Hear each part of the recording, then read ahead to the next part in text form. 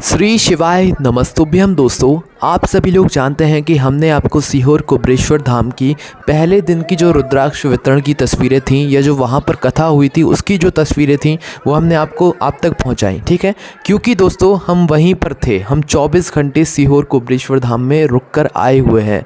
अब दोस्तों हमने जो भी जानकारी आपको दी हैं वो बिल्कुल सही हैं, वो हमने अपने मन से यहाँ पर आप लोगों के सामने नहीं दी हैं, लोगों से पूछा है, अच्छे से समझ कर आप लोगों के लिए वो जानकारी दी है, उसमें से कोई भी बात झूठ नहीं है। और जो लोग सीहोर कुबरेश्वर धाम गए होंगे उन्होंने कमेंट भी किया है कि हाँ ये बात बिल्कुल सही है ना। तो दोस्तों हम वहीं पर थे तो हमें बहुत अच्छे से पता है कि वहाँ पर क्या क्या हुआ है ना। अब सबसे पहली बात दोस्तों हम आपको ये पूरी व्यवस्था बताएंगे कि आखिर वहाँ पर हुआ क्या, कुछ नहीं है, क्या हुआ था और गलती किसकी है, लोग क्या कह रहे हैं। क्योंकि दोस्तों हम वहीं पर थे और हमने लोगों के ओपिनियंस भी जाने, लोगों से भी जाना कि भाई आखिर लोग क्या सोच रहे हैं इस बारे में। सबसे पहली बात दोस्तों, अगर आप भी कुबरेश्वर धाम रुद्राक्ष लेने के लिए आ रहे हैं तो मत आइए, अभी रुद्राक्ष बिल्कुल बंद रहेगा, 7 दिनों तक तो भाई बंद ही रहेगा। उसका एक बहुत बड़ा मुख्य कारण ये है कि वहाँ पर कुछ बुरा हो गया है। ठीक है, जहाँ पर रुद्राक्ष वितरण का पूरा पंडाल जैसा बनाया गया था वहाँ पर भगदड़ मच गई थी। भगदड़ होने की वजह से क्या हुआ था, वहाँ के जो टेंट, कैमरे वगैरह, डोरी वगैरह, जो लाइटिंग वगैरह थी, सब बहुत ज़्यादा उधर नुकसान हुआ था, है ना। उसके बाद में दोस्तों उस जगह पर कुछ लोगों की जान भी चली गई थी। अब देखिए यहाँ पर हमने आपको जो है एक आंकड़ा बता दिया था कि भाई इतने से लेके इतने लोगों की वहाँ पर जान गई है, पर दोस्तों गई है। अभी हमारे पास बिल्कुल एक सही बात भी नहीं आई कि भाई इतने ही लोगों की जान गई है, कितना भी हो सकता है अभी हम कुछ नहीं कह सकते। पर दोस्तों वहाँ पर रुद्राक्ष वितरण में पहले दिन की जो कथा हो रही थी, सुबह सुबह जो है वहाँ पर ये भगदड़ हो गई है और वहाँ पर लोगों की जान भी गई है। ये बात पक्की है, बहुत लोगों से जो है हमने कन्फर्म करके आपको ये बात बताई है। उसके बाद में दोस्तों अब हम आपको वहाँ की जो व्यवस्था है वो बताते हैं। आपने पूरी ये व्यवस्थाएं देख ली हैं, स्टेशन पे कितनी भीड़ थी, उसके बाद कथा पंडाल में आने के लिए तक कितनी भीड़ थी, है ना, बहुत ज़्यादा भीड़ थी, है ना। और ये तो पहले दिन की भीड़ है। आप सभी जानते हैं कि पंडित जी की जहाँ भी कथा होती है 7वां दिन आते आते पंडित जी की वहाँ की जो भीड़ होती है वो न जाने कितनी हो जाती है। और भाई यहाँ की तो पहले दिन की इतनी भीड़ हो गई कि भाई मतलब वहाँ की जो जितनी भी जगह थी वो पूरी फुल हो गई थी, है ना।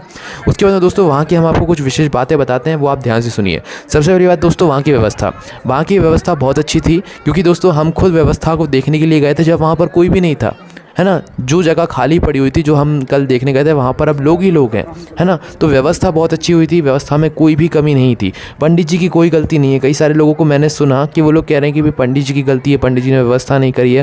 भाई इतने सारे लोगों की व्यवस्था करना आसान नहीं है, है ना। पंडित जी ने अपनी तरफ से पूरी व्यवस्था करी थी, पर लोग इतने ज़्यादा आ गए जिसने कि अभी भी मतलब कल्पना नहीं करी थी। ठीक है, और देखो गलती कहीं ना कहीं हमारी भी है, मतलब जो भक्तगण रुद्राक्ष लेने के लिए आ रहे हैं हमारी भी है।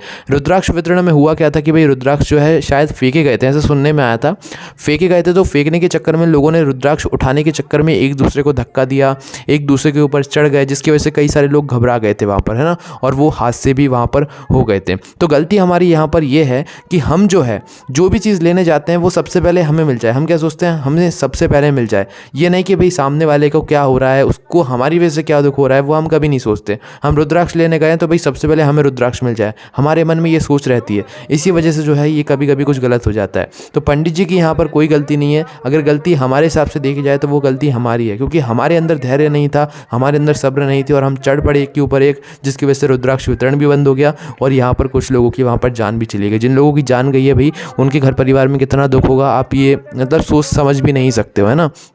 उसके बाद में दोस्तों वहाँ के जो लोग हैं ना, वहाँ के जो मतलब कुबरेश्वर धाम के आसपास के जो लोग हैं, उन्होंने महंगाई को ऐसा बढ़ा कर रखा हुआ है ना, लोगों का एक तरीके से वो फ़ायदा उठा रहे हैं। पानी की बोतल, मैं मेन चीज़ बताना चाहूँ, खाने वगैरह का तो ठीक है, पानी की बोतल 15-20 रुपये की बोतल वो लोग 30 रुपये में बेच रहे हैं। जब हम लोग उनके सामने कैमरा लेकर गए कि भाई हम तुम्हारी फ़ोटो खींचेंगे और सब लोगों को बताएंगे, तो भाई उन लोगों को गुस्सा आ गया। ठीक है, और हमने वैसे उनकी खींची नहीं थी, पर उन लोगों को गुस्सा आ गया क्योंकि वो लोग गलत काम कर रहे हैं ना।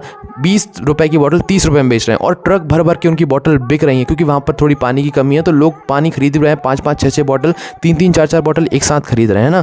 वहाँ की जो ट्रैफिक जाम है वो आप सभी लोगों ने देखी। पर दोस्तों वहाँ पर जो आप अपनी कार को रखने के लिए जाएंगे, गाड़ी को रखने के लिए जाएंगे, वहाँ से आपसे जो है 50 रुपये एक कार का जो है वहाँ से जो है चार्ज भी लिया जा रहा है, पार्किंग का वो चार्ज रहेगा। ठीक है, उसके बाद में दोस्तों ऑटो बहुत महंगे कर दिए गए हैं। वहाँ से जो ऑटो वाले हैं वो 40 रुपये प्रति व्यक्ति वहाँ तक पहुँचाने का लेते थे कुबरेश्वर धाम तक का, पर अब तो वहाँ तक गाड़ी नहीं जा पा रही है। 5 किलोमीटर के रास्ते का भी वो लोग 50 रुपये 40 रुपये ले रहे हैं, ठीक है, बल्कि उन्हें 20-30 रुपये लेना चाहिए। ये ऑटो वालों की मनमानी हो रही है। उसके बाद में दोस्तों धक्का मुक्की वहाँ पर बहुत हो रही है, जो कि हम ही लोग कर रहे हैं। उसके बाद में दोस्तों वहाँ का जो खाना है वो भी काफ़ी ज़्यादा महंगा हो चुका है कुबरेश्वर धाम के आसपास के लोगों का, मतलब वहाँ की जो दुकानें हैं उसका, है ना। उसके बाद दोस्तों वहाँ की टॉयलेट्स बहुत गंदी हो गई हैं। उसके बाद में दोस्तों वहाँ के टॉयलेट्स के बिल्कुल भी अच्छे हाल नहीं है, बहुत बुरे हाल है वहाँ के, है ना। वहाँ के टॉयलेट्स अब किसी काम के नहीं बचे हैं, क्योंकि लोग बहुत ज़्यादा हैं और इतने लोगों के लिए वहाँ पर पर्याप्त पानी भी नहीं है ना। उसके बाद में दोस्तों अगली अगर हम बात करें तो वहाँ के खेतों की, क्योंकि दोस्तों लोग शॉर्टकट से आ रहे हैं तो बीच में खेत पड़ते हैं, उन खेतों में लगे हुए हैं चने।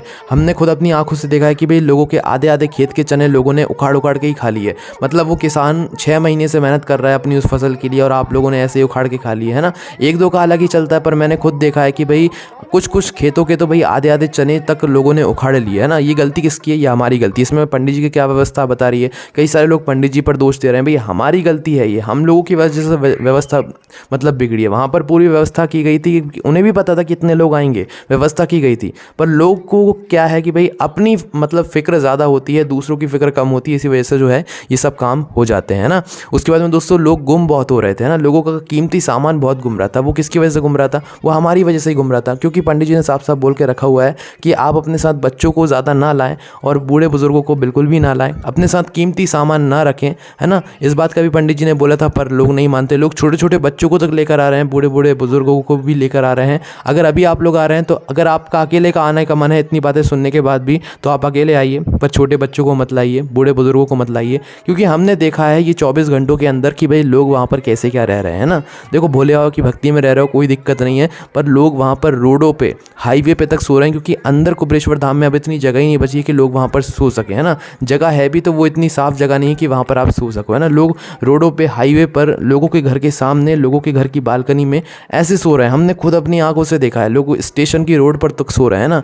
तो ये सब हालात हैं अभी वहाँ के, इसलिए आप सोच लो 100 बार उसके बाद ही आना। इसलिए हमने आपको पिछली वीडियोस में लिख कर भी बताया कि भाई 100 बार सोच लो उसके बाद ही आना। हम आपसे आने को मना नहीं कर रहे हैं, ठीक है, पर आप इतना सहन कर सको तो आ जाना, है ना। पर बच्चों को और बूढ़ों आपके बुजुर्ग जो होंगे उनको बिल्कुल मत लाना यार, है ना। आप अकेले आ रहे हो तो बिल्कुल आ जाओ, कोई मतलब दिक्कत यहाँ पर नहीं है। कीमती सामान मत लाना। यहाँ पर मोबाइल नेटवर्क थोड़ा कम काम करता है, हमारा तो काम कर रहा था, कोई दिक्कत नहीं थी। देखो मोबाइल नेटवर्क वहाँ पर काम नहीं कर रहे, क्योंकि वहाँ पर लाखों लोग एक साथ अपना मोबाइल चला रहे हैं ना, थोड़ी दिक्कत हो सकती है। आप उस जगह से थोड़ा बाहर निकल के बात करो, आपका मोबाइल चालू हो जाएगा, नेट वगैरह सही से वहाँ पर काम कर रहा है। कुछ लोगों का नहीं कर रहा है, थोड़ा सा बाहर जाके करोगे तो हो जाएगा, ठीक है। इस बात का ध्यान रखना, नेटवर्क वहाँ पर सही से नहीं मिल रहा है, क्योंकि लाखों लोगों के वहाँ पर मोबाइल चल रहे हैं। चार्जिंग की वहाँ पर दिक्कत है, क्योंकि लाखों लोगों के मोबाइल चार्ज हैं और पोर्ट्स कम है, तो इस वजह से जो है वहाँ पर इसकी भी समस्या आ सकती है।